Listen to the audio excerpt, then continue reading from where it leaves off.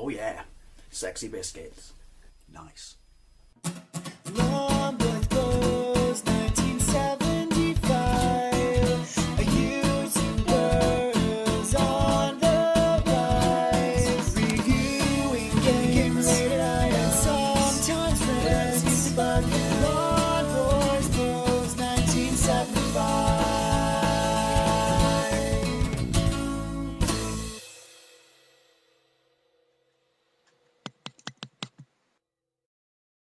Hey YouTube, Longboys Post 1975. It's Wednesday. I've just got back from work. I've already got to clear my throat.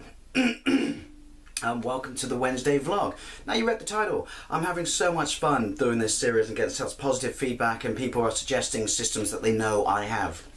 Systems that I'm really fond of. So this week I'm going to do my top 10 favourite games on the Panasonic 3DO. The reason I say Panasonic 3DO, that's the version I first played, and that's the version I own now because I first played it. I'm not going to go into the history of the machine. I mean, we know what it was. It was like they were trying to do like a video recorder thing, like VHS, when they, it was a format but different companies can make it. The Panasonic one was the first one, the one I fell in love with, and the one that I'm fortunate enough to have got my hands on a year or so ago. I've written a list as per normal. I'm really regretting having breakfast just before this because my mouth is now officially fucking me over. By the way, saucy new Danger Mouse t-shirt. Can never have too many Danger Mouse t-shirts. Now, it's weird because not many people would have thought I had a connection to the Panasonic 3DO back in the day, but I did. I've mentioned it in a few videos. I saw it in magazines, around about the time when the systems were rolling over into the next generation, the CD-based 32 bit generation. I mean, this predates the PlayStation and the Saturn, but it's not the first CD 32-bit system. Doesn't that still go to the Amiga CD 32? And I saw it in magazines, and I wasn't too blown away by it simply because of the huge price. Was it like, what was it, $600, 500 quid, maybe 599 quid? Billed as like an entertainment system, even though if you wanted to watch VCD on it, you had to buy an extra kind of card to stick in the back.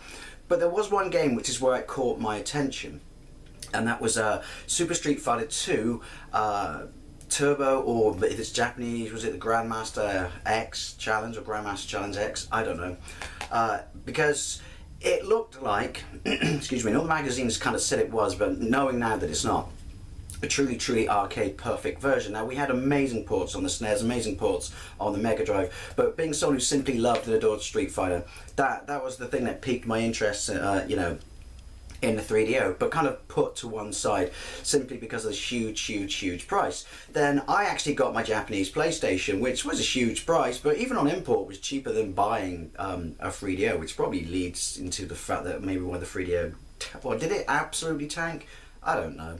But then a few years later, and I was completely happy with it, my brother, he bought an Atari Jaguar, and we played a couple of games on it. Aliens vs Predator was stellar, so was Doom, the two pretty much best games on the system, and I kind of liked it, but he was just like, you want something that would compete with my PlayStation, but he didn't want a PlayStation because, what was the point in having the same machine? So he came across a second-hand one, boxed and everything, like, immaculate condition. Oh, I'd kill for a box one. Or, actually, no, I'd kill for a box for my one. And he bought it, and, even though I was perfectly happy with my PlayStation, there was no way I wanted to jump ship. Virgin Megastore downtown actually sold games for it, so he didn't have a problem buying games. And there were some games on it that absolutely blew me away. That, this is before, before they came out on the PlayStation, and I'm pretty sure they came out on the PlayStation because people looked at how they blew people away on the 3DO. But there were games that really piqued my interest, and kind of, and I got to play it, and I played it a lot, mainly when he wasn't around. If you're watching this, Jason, no, that's not true, honestly. And so yeah, I had this kind of attachment and affinity for the 3DO. Sure, I had my PlayStation, but this was a cool machine. This was a really cool machine. And then a few years later, because it came onto the list, I stuck at the back of my mind of lists of my holy grail to buy. But it was always, kind of really expensive. Obviously not compared to what it was, but in the sort of retro second-hand market. And then some guy at work told me about one in the Hart Foundation hardware store, which just sells second-hand electrical stuff, sofas, things like that, and very rarely systems. In fact, this is the only time I've seen a system in there. Apparently you have to do it like a hardware store because you can't sell electronics in a regular charity store. I don't know, at least in some towns. I guess it's dependent on council rules, but that's by the way. And yeah, he said it wasn't for him. It was 80 quid. It wasn't boxed. It had one control pad. It had, I don't know, about 8 games. I had to take this pickup video down because, and put it on Dailymotion, I think, because before they had that massive copyright trimming thing, it had background music, and I wasn't taking a chance, which is a shame, because you actually get to see it in the charity shop. And I was, you know, I was kind of like perfectly happy with that. And so I had to go to work, do some like, you know, stuff in the daytime, and I was just thinking, gotta finish this. When I go to the Heart Foundation store, please be there. And it was there in this glass cabinet with a beam of light coming down from the pearly gates going, oh. And I was happy for 8 quid anyway. But all the games are absolute stonkers. They were all absolutely immaculate. They still had the original receipts in for the Virgin Megastore as well, and the inserts and the fold-out posters. Someone took really, really good care of this. Didn't have a box, but did have the operating manual. Did have, you know, the disc that was packed in with it, which is wank, if I'm perfectly honest. But, you know, a nice addition to have. And I was sold. Like 80 quid. I was absolutely fine with that. You know, these games alone were in such good nick, and I wouldn't sell them because I'm not a reseller, but would justify the price of the console that I pay console on eBay alone. And so I was really, really, really happy that I finally got a 3DO, and I love it. One thing I love about it, which people took the piss out of then and still do now, but I love its design. You know, it's beveled edges, it's big fat design, it's kind of granite coffee table top. I mean, they should have done like a bonus limited edition one that came with fucking legs. Like, you know, like a grand piano, so you could stick it like that on legs, black marbled legs. That would have been amazing. More random facts, 2-player must be weird. I've never had to been able to play 2-player on it, but you have to daisy chain the controllers. I mean, they are long leads, but in games like Street Fighter, where you're all tussling around and shit, when you constantly pull it out, you know, your opponent's pad. But yeah, I mean, I love the look of it. I don't have the VCD card, but I don't care. It was in such good nick. You know, just so happy to finally have one. And there are some absolute gems on this system. You know, it doesn't have a massive library, but it's got a good solid library. Like many systems, it's got utter tat and bollocks, but it's got some very, very solid titles. But it's actually got some sort of pinnacle titles that were so good on this system that, you know, I don't know if I go as far to say that they became cult, but people who owned the other systems, such as the Saturn and Dreamcast, wanted them, and to some degree they eventually got ported to them. But there's no denying that this made people's eyes open up to certain games. And when I say pinnacle, I think it's safe to say that my top 10 is probably going to look like a lot of other people's top 10 because of these 5 or so pinnacle games that truly show off what an absolutely amazing machine the Panasonic 3DO was. And the other one, what was that? That was made by Gold Star. It's mine the F7, that's the FZ10. I'm not sure, but you know, never mind. That's obviously, you know, the point. So yeah, as I said, there's going to be games in here. There are a couple in here that you might just think, what, really? But I don't know. I'll get to why I like them. But yeah, there are going to be some in here that pretty much most people who have a Panasonic 3DO, I gotta stop saying that and just say 3DO, will definitely have in their list. So in reverse order, like I said, a few might surprise you. I'm going to go number 10, Starblade. Oh, they're kind of Cylon-esque. I like that. He's so posh, making a rapid descent. You mean going down very quickly? That's cool. There you go. See what I mean about patronising? Attack the fort. Really? No, I was just going to sit here and ask everyone what a back massage. That's epic. There's something very... Oh, look at that. Something very Babylon 5 about that. Well, actually, having said that, there's something very Babylon 5 about that, but let's be honest, the special effects and production in this are probably higher than Babylon 5. Starblade was an originally 3D on rails, Polygon 3D on rails arcade shooter. Never played it in the arcades, you know, never saw it. It eventually came out on the PlayStation, which I never played it on that. I know there was a Mega CD port, but that wasn't shaded. But it is what it is, and maybe it's because I love on rail shooters. I mean, yeah, you just got a crosshair, but it's got great music, great atmosphere because of the vocals going on in the background. It's really, really smooth controls, even though it's a crosshair. Looks really, really nice. It's just like a space opera, you know, and what's not to love about that? So as you can imagine, as someone who loves on-rail shooters, I absolutely adore Starblade. Great, great game. I mean, if you don't have a 3DO, but you do have a PlayStation, it's definitely worth playing on that. Number 9, this is a cheese fest. As soon as I say it, you go, what? But yeah, number 9, Way of the Warrior. I think it is actually quite impressive graphics. Right, hang on. Yeah, there we go. Ooh. I'll tell you what though, I mean, it's as cheesy as it looks, right? If all of the people in it are his mates, I like the fact that every one of his mates knows how to do, you know, a martial art. Right, let's just go with the cheap hits. Oh, I get it, he's supposed, oh, that was cool, he's supposed to be Crocodile Dundee-esque, hence the fact he's saying, now that's a knife. I'll tell you what. How do I... So I'm assuming that's fierce at the top. I adore this game. Every system has to have a Mortal Kombat rip-off, you know, digitize actors into sprites. And so obviously they did this, but it has a really interesting story, which was they ran out of money. So apparently the people who were programming it got as many of their mates together as they could who knew martial arts, and then put a green screen up in their apartment and captured lots of the footage there. So it shows. So it's really, really hokey. I mean, it is good graphics, and there are some really good scaling effects, you know, but considering it was made on a budget of, you know, piss all, and the concessions they made were to DIY it themselves, apparently they had to open the door to their apartment so they could get the camera back and have the people fighting in it with a green screen so people coming into the apartment could actually see what they were doing and thinking, what? But yeah, it plays, you know, ropey, looks really nice, but it's just because you can tell that it was put together cheaply. It's just got that amazing 70s B, probably C movie, kind of kung fu movie feel to it, and that's why I love it. I have so much fun on this game. Me and my mates, when we do, you know, just take it in turns. It's just a constant source. If you come back from the pub, go, let's have a, you know, let's have a pop on Way of the Warrior. Comedic reasons, yeah, but that's why it's in my top 10, and you know, it's my top 10. Number 8, Killing Time.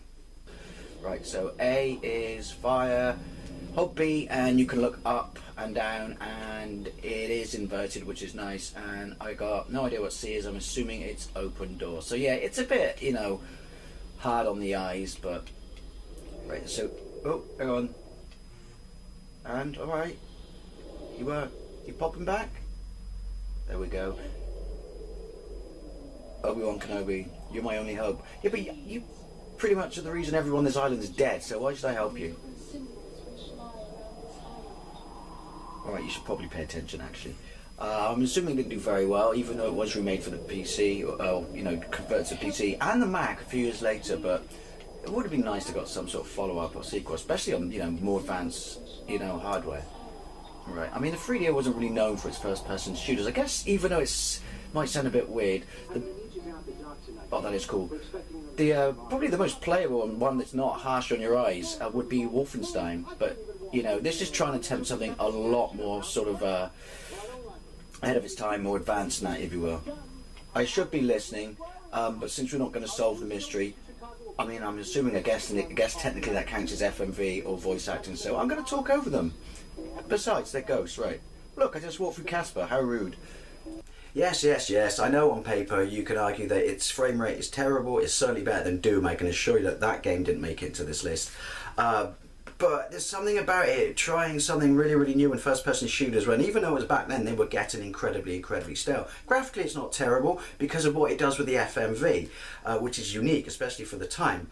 It's kind of a haunted island story where you go to solve a mystery. You know, think Doom. You can look up and look down, though, and you can dual wield.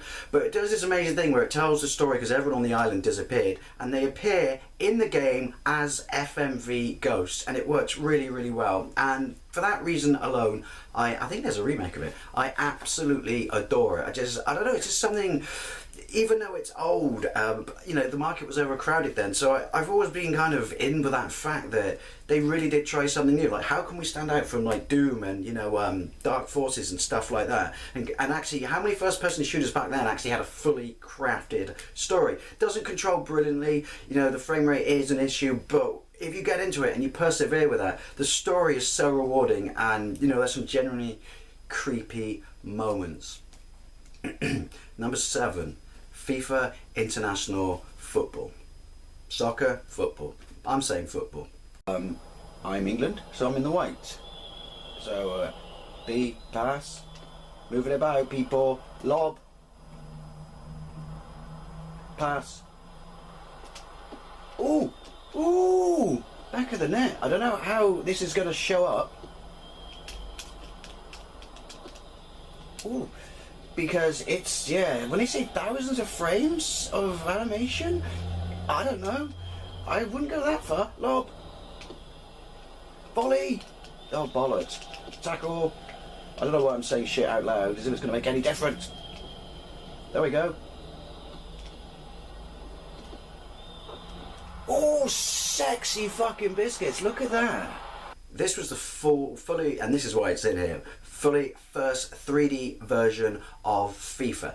Not fully 3D. I mean, I loved it on the Mega Drive and it was solid on the SNES, but, and it's not fully 3D, the players are sprites, but the background, the pitch, the stadiums, you know, they're all 3D, and it plays a really, really good version of, you know, football, and I love it still. It's still, like I said, it still plays a really good version. It's really, really entertaining, challenging, atmospheric. But part of the reason I love it is being someone who, you know, grew up and loved football. I had that bit in my memory because I played some of the ones on the PlayStation later, but they weren't the first versions of, you know, 3D football games or 32-bit FIFA. So it must have been, and I just, you know, when you have that reminiscence back to how it would have been if you were there then, because my brother didn't have it, just been absolutely fantastic to see the transition from 16-bit into this and just go, fucking hell. So yeah, that's why FIFA is my number 7. Now, number 6, Rebel Assault. The trench run. Okay, that's kind of impressive. Obviously this is properly just on rails. And I am really struggling to see the tyres because of how grainy it is. But, you know, thinking about, you know, what, you know, games we had for Star Wars at the time, this is probably as close as you could have got, you know, other than Atari Star Wars Arcade, to feeling like you're going down the trench, you know, in an X-Wing. Oh shit. God, it doesn't fucking mess around. I'm assuming I ain't going to get to the end, so you aren't going to see it. Right, bollocks, come on. Pilots would be my lives, I guess. Oh. Wow, like I said, how far we've come, eh? Now, yeah, it's an FMV game, kind of new then, and probably impressed us more then, but it's Star Wars, and the fact that it was something I always wanted to play, and I carried that through to this list, because I still really, really enjoy playing it, because it's atmospheric, and it's Star Wars, and it's very cinematic. Is you know, was it the first Lucas CD-ROM game? I don't know, I think it was One Speed, and I remember mates talking about it, drawing over it in magazines and thinking I really, really want to play this, and couldn't afford a PC back then. Brother had a Mega CD, super pixelated version, and always felt it, you know, felt it, just made a new word, felt, you know, I got the short straw on that, you know, short chains if you will, always wanted to experience it. So when I finally got my hands on it, you know, now, I came to it with this level of expectation as if I was back then, and it didn't disappoint. You approach it with the limitations of what it is. You don't like pick at it and overanalyze it, because yes, it's an FMV game, but you know, Sony loved stuff like Dragon's Lair and things like that and grew up with these sort of games. I can fully enjoy it for what it is, and it still looks good. It sounds obviously as you would expect, amazing, cinematic, has a story. Just the payoff of getting to play it, and the fact that I'm a massive Star Wars fan is probably why I still really enjoy it. And I would definitely recommend, if you have a 3DO, a Mega CD, or even well, I'm pretty sure every PC can run it now, giving it a pop, you know, especially if you're a Star Wars fan. Number 5, Wolfenstein. Oh, new guns. We like that. Oh, it's a machine gun. Right. Now, it is, you know, yeah, it is impressive. There's no denying that. Whether the fact that the frame rate's this kind of choppy, I don't know. Maybe it doesn't help that I'm playing it on a non-CRT telly. But oh, hang on. I can't remember if this was the first version I played back in the day, or it was the SNES version. But I have no idea where I'm going. Some sort of sat-nav would be nice or useful. What was that? I'm guessing I haven't got grenades. Isn't Hitler one of the bosses as well, and he was taken out of the SNES version? You actually get to fight Hitler. Doesn't he dual wield chain guns or something? Come on. They should have left that in. That's educational. Every schoolboy in the world got to say a line before they blew Hitler's tits off. So that's for WW2, you bitch. I like that. By the way, the only person who ever made the word act uncool was Bono, so shut up. Everyone knows Wolfenstein, the true granddaddy of the modern FPS. It was, wasn't it? I think my first experience of this was on my brother's SNES, which he had predating his 3DO, but it was one of those games, again, it was the preserve of PCs, and so you saw it in magazines and news aids and stuff like that, and the few people you knew, usually it was their dads who had PCs, and went on about this first person in your face, proper environment, 3D shooting game, and you just couldn't imagine what it was like. And obviously back then, even though the 3DO was expensive, there was no way you were going to be able to play it. So once again, I've never played the PC version. I know of it and always wanted to play it, and I was so amazingly surprised that when I got my version of it and played it on my 3DO, how it still stands up. It really, really does. I know that might sound weird and crude. It's super, super smooth. It plays so tightly. It still is. It's a perfect example of when you completely nail a game in production and design, that it stands the test of time. It's so good. It's got the wicked sense of humour, the secrets. Hitler is in this version because he was removed from lots of other versions, wasn't he? But yeah, Wolfenstein. It's also great to play a piece of history. Now, number 4, Samurai Shodown. Yeah, graphically I think this is absolutely on the money. How it compares to the Neo Geo version, I don't know. I mean, obviously that's not going to have any loading times, but then at the same time, you would expect not, seeing as you would have to sell your house just to buy the cartridge. And that was back then, not now. Come on, I must have a special move. Oh, I shot something. Look at the dust bunny in the background. Ooh. And the foreground. Must be a boring canyon. See what I did there? Ooh. See what he did there? I'm fucked.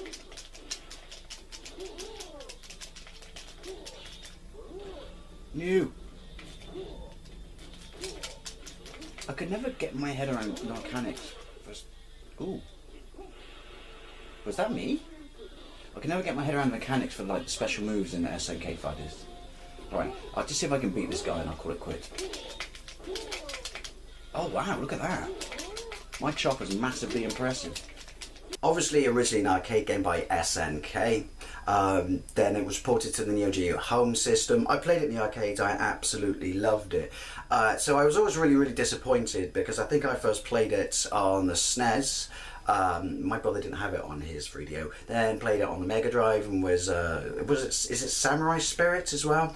That's the Japanese one. Yeah, really, really disappointed because I love the arcade machine. But then you can't blame them for not being able to do what the Neo Geo was. As I said, is the Neo Geo more expensive or was more expensive than the 3DO back then? I don't know. But obviously to get the game, this was far, far cheaper because of the price of a CD. But yeah, I always wanted to play it because I loved it in the arcades, and it really, really doesn't disappoint on the 3DO. That's why it's so high up in my list, and not just because it's a fighting game, a superb fighting game. It looks brilliant. It looks absolutely fantastic. It's got really smooth sprites, animation. It's got brilliant sprite scaling, great sound, great music, tons and tons of character. It's what SNK do so well as fighters. And as I said, it would be number 4, more affordable ports or way to play. Fatal Fury. Fatal Fury? Fucking hell. Samurai Shodown. After a while, all SNK fighters blur into one back in the day. But yeah, I love it. I absolutely love it. It's a fantastic game. And another great example of, the potential, I guess to some degree you could say wasted or, potential of a fantastic machine. But then let's be honest, that once again it was destroyed by its high price. Don't know how easy it was to develop for, but yeah, Samurai Shodown or Samurai Spirits is just an amazing fighter and an amazing game in its own right. Right, getting to the crux here. Don't think there'll be any surprises here. Number 3, Need for Speed.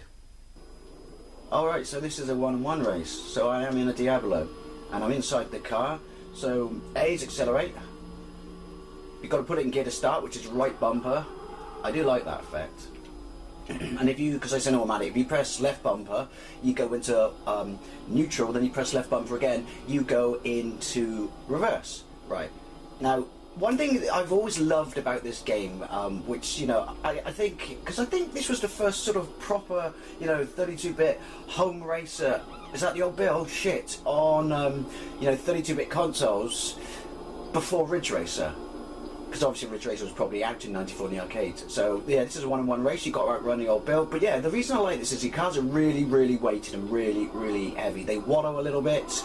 You know, the mechanics just feel like a car basically, which is a very difficult thing to get right in games, particularly back then. Right. So where's my mirror? This is, and my brother had this, and I used to drool over it. Again, Jason, if you're watching this, I'm lying. Oh no. When I used to go out, I used to sit on this game for hours because it was the original and still the best version of Need for Speed, because it was just, I mean, just pissing around in it, like ramming cars onto their roofs and building, like I used to do, building dams across the road and then pulling back and just watching traffic build up. But then also racing your opponent with that annoying bloke who would try and insult you and goad you, you know, which really did work. Maybe the acting was absolute bollocks, but it really did work and wind you up and was a nice addition to the game. Fantastic sound effect, great choices of cars, but why I love it is it looked stunning. Still, to me, looks absolutely fantastic. And I don't think this, yeah, I know, I'm a retro guy, Need for Speed has ever been as good as this. The cars, some people say it was sluggish, and I don't mean frame rate. I disagree. I had a brilliant inside car view as well. All cars felt something that you don't always get anymore on games, even, you know, on super powerful machines that can technically pull off all the physics. They felt really, you know, weighted. You felt like there were conditions affecting the car, even though you couldn't feel it through the pad, just by how good the gameplay was when you were racing. And as I said, it looks brilliant, sounds brilliant, plays really nicely, great cars, just a great tight game that you wouldn't get, you know, now, because it was, you know, it was finished when it was released and stuff like that. It doesn't need any additional content. I know it's you know, like my favourite Need for Speed game, but it is absolutely superb, and it's on the PlayStation. And people say, I mean, I always thought it was a different. I remember it being different when I did play it on the PlayStation, when I wanted to be able to play it, because, you know, I couldn't always play my brothers, but it felt different. Maybe that's just me. I'm pretty sure you're going to work out what one of these is, if not both. Number 2, Road Rash. Yeah, so obviously it's based on the 1991 release on the Mega Drive, but obviously this is its first sort of, you know, 32-bit, you know, version. I don't think any of us, because my brother had this back in the day. Oh, hang on, is that? Wow. It is real cars. That's a fucking MX-5 Miata piece of crap. In fact, that's 3 of them in a row. Hang on. Come on, Smokey. I watched Burt Reynolds. I know what to do. Oh. Wow. Oh, flying kick! Look at that, I want a fucking rage bar for that. Wow, this guy's persistent. Yeah, see you later. Oh, it's funny, right? I lost my train of thought completely. It's funny, right? But at the start of this game, I completely forgot about it. There's a disclaimer that says something like, the events portrayed in this game are, you know, purely fictitious and should not be replicated in real life. In real life, if you run from the police, you will be caught. Oh, wow, I'm still alive. Oh, sorry. Shit. Yeah, in real life you will be caught. Well, not in this country, mate, because they all drive diesel Astras, so quite frankly, I reckon I can outrun those things on fucking foot. Right. Oh, what's the other thing it says? If you ride badly, you will fall off. Alright. I guess we took things a little bit too seriously back then. Anyway, sorry, I'm talking utter bollocks, even by my... Oh, a red Miata, or a white Miata. Apparently, the Peninsula is, you know, home to the Mazda. Maybe they make them or something. Oh, monkey, deep fat fried bollocks or something. Look at him just standing there. I'm gonna hit you now. You know it, don't you? Oh, you lucky son of a bitch.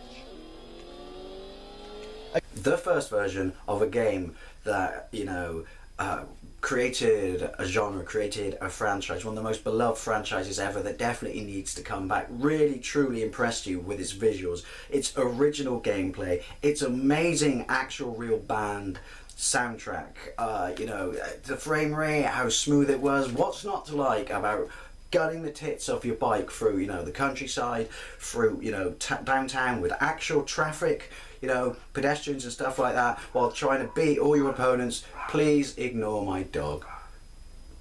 So professional. Yeah, well, you know, having to beat the shit out of all your opponents, trying to take their weapons, because you can either punch or kick, you can get air, you can actually flying kick, hit them with chains, like you can nick it off them. Like I said, it's so smooth and so fast. Upgrade your bikes and things like that. There's no, you know, denying that. I think it's safe to say, not just this version, there's a brilliant version on the PlayStation as well, that Road Rash is something that started an absolute, you know, wonderful genre, and to some degree subgenres of driving and fighting games. And why isn't there a new one, EA? Seriously, get on that, please. Get on that.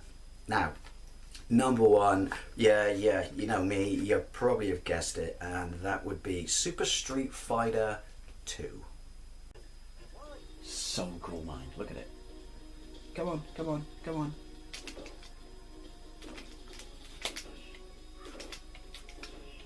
Oh, this is harder than I thought on this pad. It's... There we go.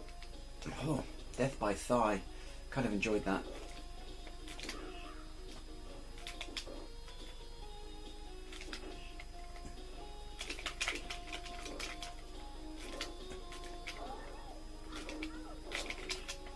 No!